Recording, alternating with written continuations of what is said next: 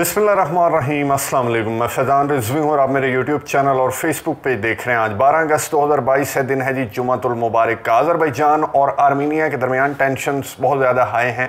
गुज़िश्ता हफ्ते एक लड़ाई भी हुई बॉर्डर पर, जिसके नतीजे में 3 अहलकार, 2 नगोर्नो कराबाख आर्मीनिया के और 1 अहलकार अज़रबैजान का हलाक भी हुआ, जिसके बाद सख्त स्टेटमेंट्स का एक सिलसिला चल पड़ा। गुज़िश्ता रोज़ तुर्की की जानिब से एक सख्त स्टेटमेंट जारी की गई, जिसका जवाब आर्मीनिया ने नहीं बल्कि ईरान की जानिब से उसका जवाब सामने आया। ये तनाज़ा, ये टेंशन्स जो इन दिनों चल निकली हैं, उनकी 2 वजूहात हैं और 2 ममालिक उन 2 वजूहात के पीछे हैं। आज की वीडियो में नक्शे की मदद से आपको बताऊंगा। बहुत सारे व्यूवर्स जो हैं वो मुझे कह रहे थे गुज़िश्ता वीडियोस के कमेंट्स बॉक्स में कि अज़रबैजान और आर्मीनिया के हालिया टेंशन्स के हवाले से वीडियो बनाएं और ये बताएं कि क्या ये दोबारा से कराबाख का जो मामला है ये जंग की शक्ल इख्तियार कर सकता है। तो ऐन मुमकिन है, क्योंकि जो 2 एतराज़ात हैं वो इस तरह के एतराज़ात हैं कि उसमें काफ़ी सारे ममालिक इन्वॉल्व नज़र आते हैं। और अब रूस और यूक्रेन के तनाज़े और अज़रबैजान के यूरोपियन यूनियन के साथ मुआहिदों के बाद ये तनाज़ा एक बार फिर से वो लग भी रहा था। मैंने गुज़िश्ता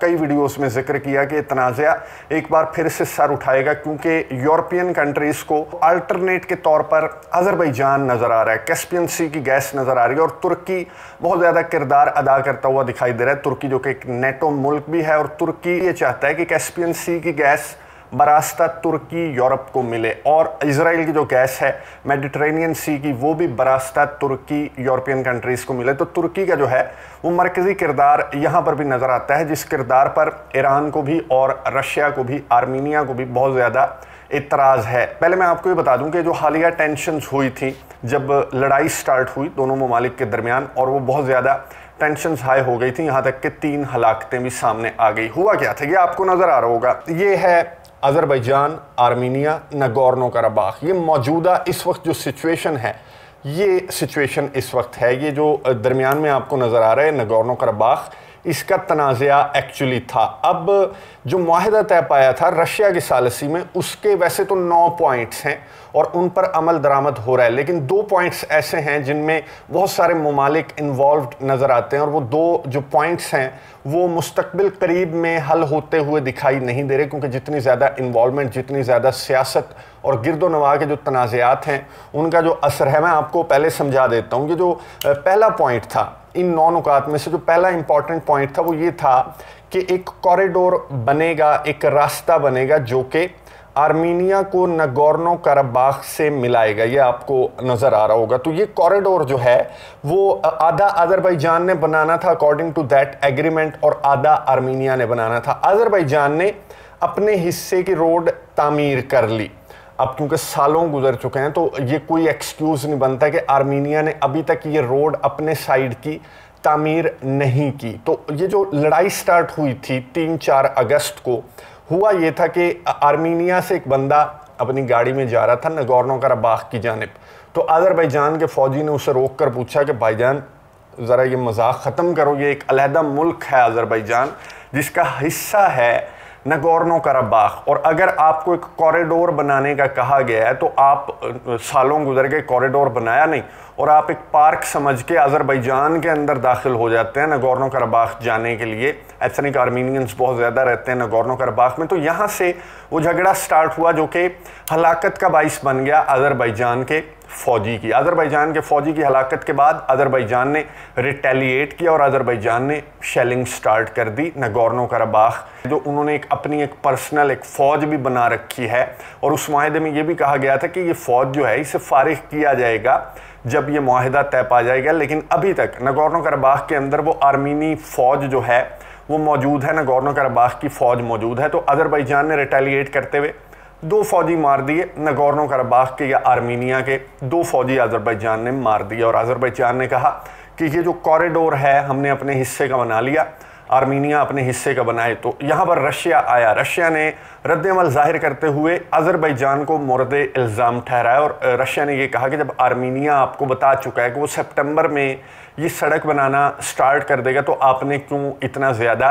रिएक्ट किया। चलें, सितंबर में तो सड़क बनाना स्टार्ट कर देगा आर्मीनिया अपने हिस्से की, लेकिन ये जो पीछे सालों गुजर गए उसमें आर्मीनिया क्या क्या कर रहा था, वो मक्खियाँ मार रहा था। इतना ज़्यादा टाइम क्यों ज़ाया किया? क्योंकि आर्मीनिया कोशिश करता रहा, मुख्तलिफ दरवाजे खटखटाता रहा कि शायद ये नागोर्नो कराबाख का तनाज़ा, ये मामला जो है वो इंटरनेशनल कम्युनिटी एक बार फिर से उठा ले और ये हमें नागोर्नो कराबाख मिल जाए, लेकिन ऐसा नहीं हुआ। और अब आर्मीनिया ने ये कहा है कि मैं सितंबर में, यानी कि अगले महीने, अपने हिस्से का लाचिन कॉरिडोर जिसे कहते हैं, ये कॉरिडोर जो है वो अपने हिस्से की रोड बनाना स्टार्ट कर दूंगा। तो फिर आर्मीनिया कनेक्ट हो जाएगा नागोर्नो कराबाख से थ्रू दिस लाचिन कॉरिडोर, जो कि उस मुआहदे में तय पाया था। तो ये वजह बनी थी इस लड़ाई की जो हालिया तनाज़ा 3-4 अगस्त को हुआ, जिसके बाद सख्त स्टेटमेंट्स का एक तबादला जो है वो अभी तक जारी है। गुज़िश्ता रोज़ भी स्टेटमेंट्स सामने आई। और जब ईरान का, तेहरान का विज़िट किया तुर्की के सदर रजब तय्यिप एर्दोगान और रूस के सदर व्लादिमीर पुतिन ने, तो आपको याद होगा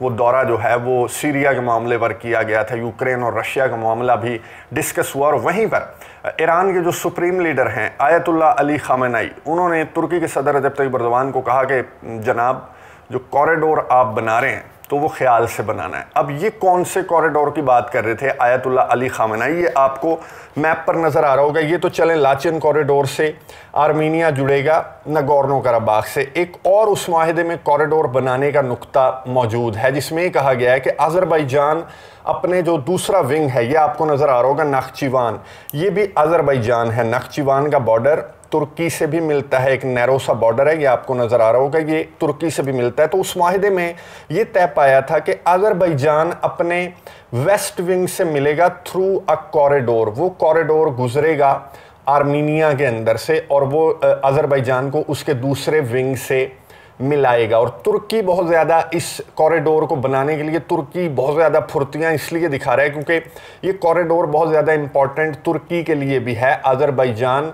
कैस्पियन सी, वो बरास्ता तुर्की, फिर यूरोप से कनेक्ट हो जाएंगे। तो ये कॉरिडोर अभी तक बनना स्टार्ट नहीं हुआ। उसकी वजह क्या है? उसकी वजह यह है कि तुर्की ये कॉरिडोर इस मकाम पर बनाना चाहता है। ये आपको नज़र आ रहा होगा इस मकाम पर, ये ज़ेंगिज़ूर कॉरिडोर, ये ज़ेंगिज़ूर कॉरिडोर जो है वो तुर्की इस मकाम पर बनाना चाहता है, जिस पर ईरान को इतराज़ है। ईरान को क्यों इतराज़ है? क्योंकि ईरान का बॉर्डर ख़त्म हो जाएगा जो कि ईरान और आर्मीनिया को मिलाता है। अगर ये कॉरिडोर यहाँ पर बन गया तो फिर ईरान और आर्मीनिया कट जाएंगे। ईरान को क्यों टेंशन है? एक तो ईरान और आर्मीनिया के बहुत अच्छे ताल्लुकात हैं, बहुत अच्छी दोस्ती है। ईरान की ट्रेड के बहुत सारे मामलात हैं आर्मीनिया के साथ, जो कि बहुत ज़्यादा बड़ी है। गुज़िश्ता कई महीनों की अगर हम बात की करें तो फिर ये ट्रेड जो है इसमें बहुत ज़्यादा इजाफा हुआ है और ईरान की जो बरामदात हैं उनमें बहुत ज़्यादा इजाफा हुआ है। तो ईरान ने, सुप्रीम लीडर ने तुर्की के सदर रजब तय्यिप एर्दोगान को कहा कि आप जो कॉरिडोर बना रहे हैं तो उसमें ख्याल रखना है कि हमारा बॉर्डर डिस्टर्ब ना हो। लेकिन अज़रबैजान को, आपको याद होगा 6-8 महीने पहले की बात है कि ट्रकों का बहुत बड़ा एक इशू खड़ा हो गया था। ईरान के ट्रक वो दाखिल हुए थे आर्मीनिया, ये जो सयोनिक प्रोविंस है यहाँ पर वो दाखिल हुए ट्रक, और वो फिर आधे आर्मीनिया चले गए, आधे नागोर्नो कराबाख चले गए। और अज़रबैजान के सदर इल्हाम अलीयव ने ये इल्ज़ाम आयद किया था कि ये ट्रक जो हैं ईरान असलहा और मनशियात स्मगल करता है नागोर्नो कराबाख को। तो अज़रबैजान और तुर्की चाहते हैं कि इनका बॉर्डर कट जाए और ईरान चाहता है कि कॉरिडोर इस तरह से बने, अगर बने कि हमारा बॉर्डर डिस्टर्ब ना हो, आर्मीनिया और ईरान का बॉर्डर डिस्टर्ब ना हो। ये जो दो कॉरिडोर हैं, एक लाचिन का कॉरिडोर और एक ज़ेंगिज़ूर का कॉरिडोर, ये दो कॉरिडोर बहुत बड़ी वजह हैं। ये वो नुकात हैं जो अभी तक हल होने का नाम नहीं ले रहे। अगर ये दो कॉरिडोर बन जाएं तो ये मामला 90+% हल हो जाएगा। लेकिन ये दो कॉरिडोर 2 साल गुजरने के बाद भी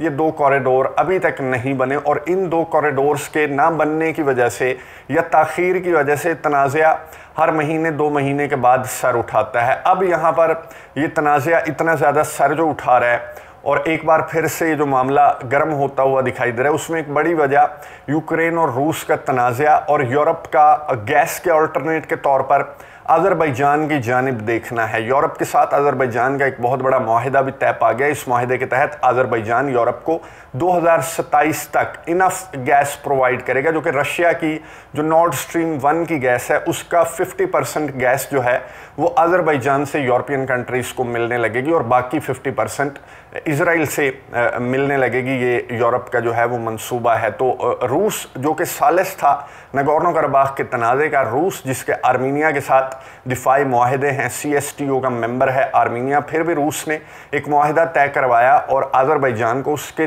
30 साल से छिने हुए इलाके वापस मिल गए। वो अज़रबैजान अगर अब नगोर्नो कराबाख के इन 2 कॉरिडोर्स या बाकी रह जाने वाले तनाज़े के हल के लिए यूरोप की जानिब देखेगा तो ये चीज़ रूस को हरगिज़ पसंद नहीं आएगी। और ये जो लड़ाइयाँ चल निकली हैं, झड़पें चल निकली हैं, उसकी एक वजह ये भी हो सकती है कि रशिया, जिसने एक स्टेटमेंट जारी की हालिया इस लड़ाई के बाद, रशिया की स्टेटमेंट जारी हुई, रशिया के तर्जमान ने कहा कि दोनों पार्टियाँ रूस के पास आ जाएं और जो ऑलरेडी मौजूद तनाज़े का एग्रीमेंट है उस पर अमल दरामद के लिए रूस से रुजू करें, बातचीत की टेबल पर बैठकर इन मामलात को हल करते हैं। इशारा था क्रेमलिन के तर्जमान का यूरोपियन यूनियन की तरफ, अमेरिका की तरफ, क्योंकि इस तनाज़े के बाद एंटनी ब्लिंकन ने भी अज़रबैजान के सदर इल्हाम अलीयव को भी कॉल की, आर्मीनिया के वज़ीर-ए-आज़म निकोल पशिनियान को भी कॉल की और उधर यूरोपियन काउंसिल के जो प्रेसिडेंट हैं उन्होंने भी दोनों ममालिक के सरबराहान को कॉल करके कहा कि आ जाओ,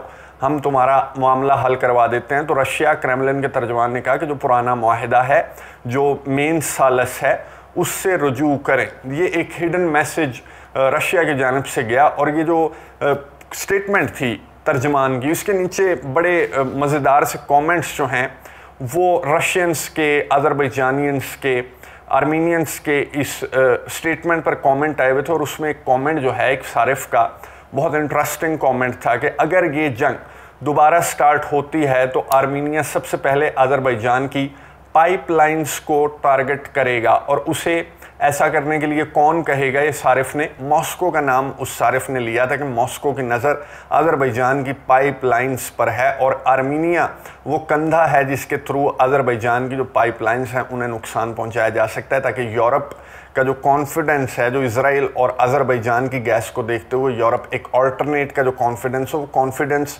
यूरोप का ख़त्म हो जाए, उसके लिए रशिया किसी भी हद तक जा सकता है। ये तनाज़ा अभी भी सख्त स्टेटमेंट्स का तबादला जारी है और जब तक ये 2 कॉरिडोर्स नहीं बन जाते तब तक नगोर्नो कराबाख की जंग किसी भी वक्त स्टार्ट होने का खदशा हर वक्त खड़ा रहता है, क्योंकि जब तक ये कॉरिडोर नहीं बनेंगे, इन 9 नुकात पर मुकम्मल तौर पर अमल दरामद नहीं होगा, तब तक ये जो जंग के बादल हैं ये नगोर्नो कराबाख पर मंडलाते रहेंगे। और रूस और यूक्रेन की जंग और गिरदोनवा में मौजूद तनाज़ात, गैस की, एनर्जी की लड़ाई को देखते हुए ये नगोर्नो कराबाख अज़रबैजान बहुत ज़्यादा अहमियत इख्तियार कर चुका है। इस पर नज़र रखेंगे, आपको अपडेट्स देता रहूँगा। अगली वीडियो तक के लिए इजाज़त दीजिए। अल्लाह हाफ़िज़।